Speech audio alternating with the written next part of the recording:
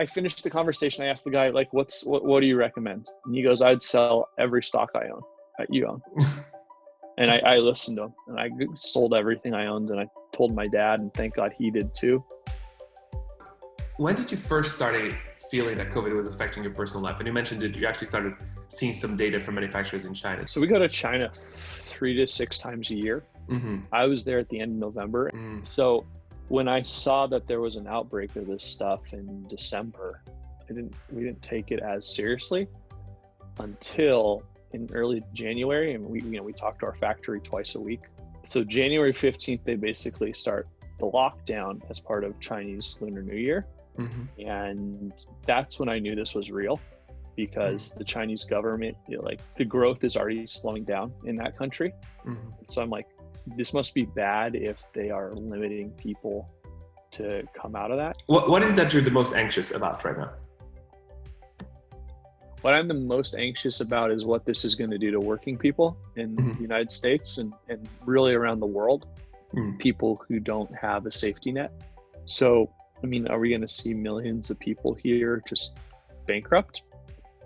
Probably. And I just don't know how our country will respond to that, because it's not in the American ethos to everyone's supposed to pick themselves up by their bootstraps. But, if you have 50% of your country unemployed, what happens? And again, I'm just spitballing numbers, but if this goes on for months, which it very well could, I just, it's not that COVID is going to kill a lot of people or hurt. It's the effects of COVID. It's overwhelmed healthcare infrastructure.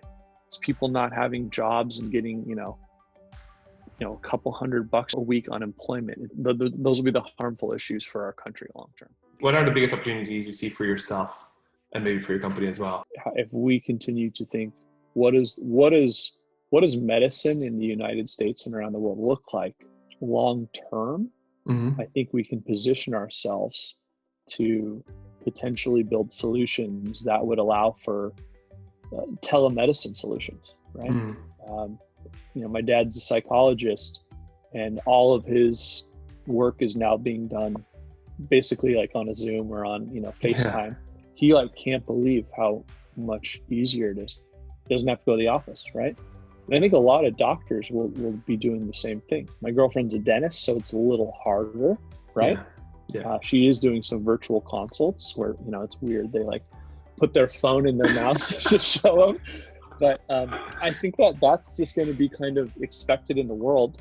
And so if we think that the world we live in will be more communication like this, less in-person stuff, at least for the next couple of years, because it's going to be a while until we have the personal protective equipment we need, as well as a vaccine, right? I'm thinking, how can we come out of the world well positioned like that?